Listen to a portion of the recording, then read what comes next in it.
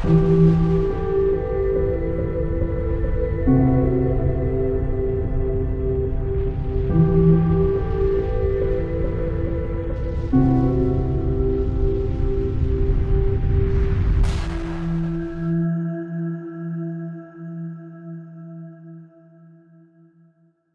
les amis, nous sommes le jeudi 27 août 2020. Aujourd'hui j'avais la tête sous l'eau par le travail, ça reprend, la reprise est déjà là pour les activités d'entreprise en attendant la pauvre rentrée des pauvres gosses qui vont être obligés d'aller à l'école avec des masques. Donc j'ai vraiment pas eu le temps de vous préparer des trucs, j'ai juste le temps de temps en temps de lire une news, une notification sur Twitter. Et franchement, ça m'a largement suffi. Euh, Hier, je vous avais fait deux émissions, hein, et donc pendant que je préparais la deuxième, j'avais mis en non répertorié sur YouTube. Et bizarrement, cette émission a été vue en non répertorié sur YouTube, vous voyez, par deux personnes. Hein, on peut même pas dire que là, c'est des attaques de robots, de trolls qui viennent signaler en masse des vidéos, elles n'étaient pas visibles. Et l'ont supprimé. Voilà. Pourtant, dans cette émission, je ne faisais que prendre des arguments de l'OMS. YouTube n'arrête pas de nous dire qu'il faut suivre ce que l'OMS dit, je n'ai fait que ça, et du CDC américain. Là aussi YouTube est pour le CDC américain, sans aucun problème. Donc voilà, encore un mystère. Donc c'est la combientième vidéo supprimée en peu de temps, vous voyez, depuis masque inutile d'épreuve supprimé, le Covid a muté supprimé, immunité collective bientôt atteinte supprimé. Les sujets sont bien cernés. Et donc j'ai ouvert une chaîne sur Dailymotion, si vous avez envie de venir, voilà, vous voyez, j'ai mis la vidéo, les masques, débat, 0 vue, 0 abonné, une vidéo pour l'instant, je voulais en mettre d'autres, mais c'est limité à 2 gigas sur Dailymotion, donc faut que je trouve avec un ami un logiciel de compression des vidéos. Je fais en général des vidéos de 6, 7, 8 gigas plutôt. 2 gigas, ça me paraît faible. Hein. Dailymotion, si vous voulez concurrencer YouTube, franchement, va falloir s'améliorer, les gars. Et donc, qu'est-ce que j'ai lu aujourd'hui comme ça, vite vu une étude du Point, l'étude qui douche les espoirs de l'hydroxychloroquine. Ah, bravo le Point.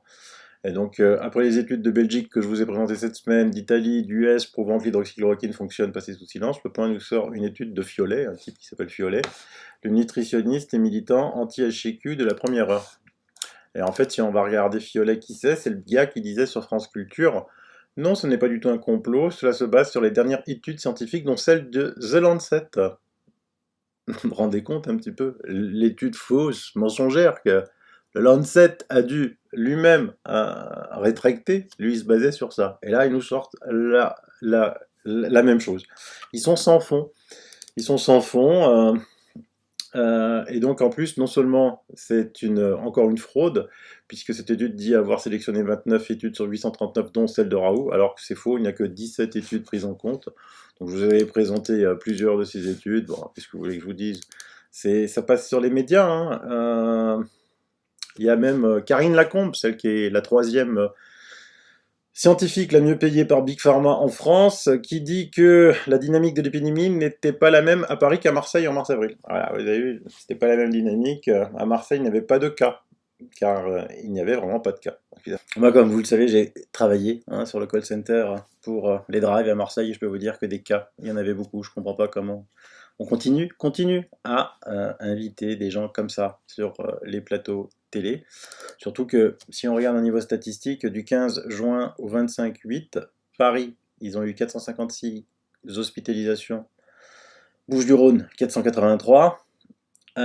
Nombre de nouveaux patients positifs admis en réanimation sur Paris, 112. Bouches-du-Rhône, 49. Nombre de décès liés au Covid-19, 72. Paris, Bouches-du-Rhône, 39. Hein. Bon, une fois de plus, c'est des décès, on ne sait pas l'âge, ce serait bien de savoir l'âge de ces personnes, qu'est-ce qu'elles avaient d'autre comme pathologie, etc., etc. Je rappelle que les Bouches-du-Rhône, ça ne se limite pas au professeur Raoult, à l'IEHU de Méditerranée, hein, c'est qu'une infime partie, eux, ils ont eu 0 mort. Et on ose encore venir donner des leçons, les Parisiens veulent encore donner des leçons à Paris, c'est ainsi.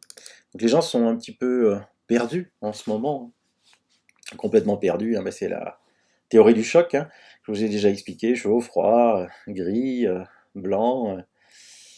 C'est comme ça, on est en pleine guerre. Donc à partir d'un moment, bon, ça sert à rien que nous on fasse des émissions sur le net, vous prouvant ci, et ensuite les médias disent l'inverse, et il faut que le bon sens de chacun prenne le dessus. Et croyez-moi que petit à petit, le bon sens de chacun prend le dessus, surtout quand on lit des news comme ça. Tu sais que le gouvernement est complètement hors sol quand tu apprends que les masques sont gratuits pour les députés, mais pas pour les écoliers.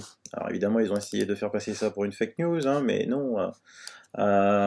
Florian Bachelier, député LRM d'Ille-et-Vilaine et premier questeur de l'Assemblée nationale, nous avons fait une commande de 300 000 masques pour être en capacité d'en fournir 1200 aux fonctionnaires qui travaillent sur le site ainsi qu'aux députés. Il conteste en revanche la notion de gratuité, telle qu'elle est présentée par les élus ou militants de la France insoumise. Il n'y a rien de gratuit. L'Assemblée nationale respecte simplement l'obligation juridique de protéger son personnel de la même manière que les entreprises qui fournissent des masques à leurs salariés. Là, attends. Attends. En fait, il dit ah ben non, c'est pas gratuit parce que on respecte la loi, on leur paye. Et comment un journaliste peut accepter d'écrire un compte-rendu pareil sans rien dire? C'est juste hallucinant. Ah non, non, c'est pas gratuit, mais on lui a donné une voiture de fonction, on lui paye ses frais, on lui donne un salaire élevé. Et donc, pendant ce temps-là, on dit que, ah bah non, faut pas donner des masques aux écoliers, il faut qu'ils se les payent. Votre bon sens, là aussi, hein, tout seul. Donc, comme ce bon sens est mis à mal, j'ai un ami qui fait un film qui s'appelle, il va s'appeler Hold Up, hein, et ça va être le titre de film. Covid-19, retour sur un chaos. Donc beaucoup d'entre vous le connaissent, c'est Pierre Barnérias, ancien grand reporter, homme de médias, TV, radio, presse écrite, journaliste. Il a réalisé plus de 40 magazines et documentaires. Il est avec Nicolas Reoutzky, lui aussi producteur exécutif. Ils ont fait un Ulule pour financer le film, parce qu'ils n'ont pas, évidemment, ça coûte cher un film, hein. Et ils ont déjà atteint la première tranche. Moi j'aimerais bien qu'ils atteignent la tranche à 500%, c'est-à-dire avec une campagne nationale d'affiches, et que ce film passe dans les salles de cinéma. Et ça va être génial, parce que je peux vous dire que Pierre est très talentueux, c'est un garçon fantastique, c'est un garçon de cœur.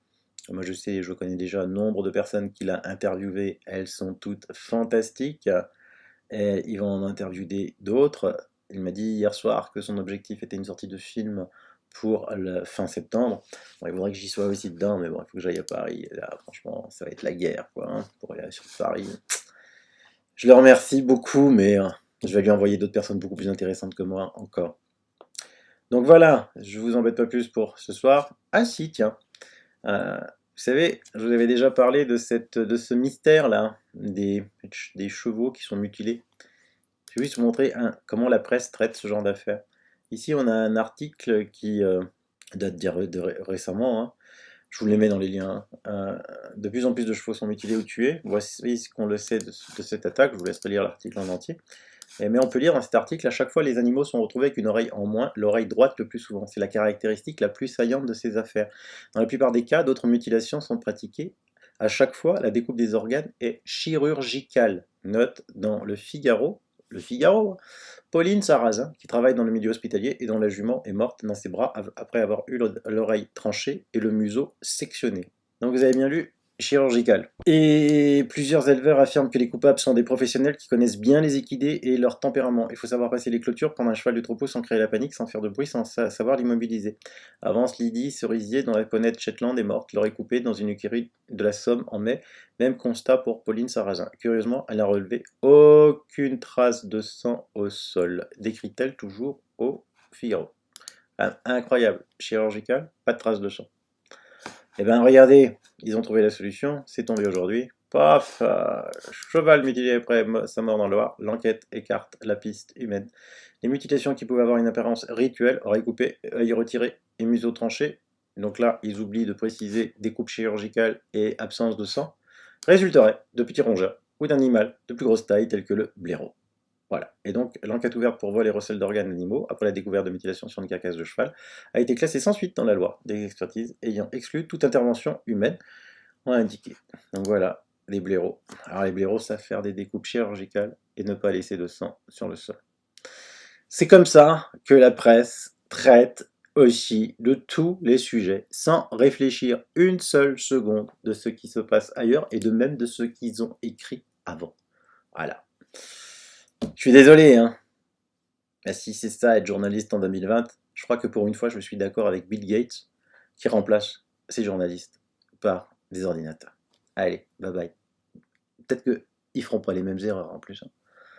Peut-être à demain, peut-être pas, parce que demain j'ai une journée de fou, mais vraiment de fou, hein. Ne soyez pas inquiets si je suis pas là, mais je sais même pas comment je vais la terminer la journée de demain. Allez, je vous embrasse, bisous.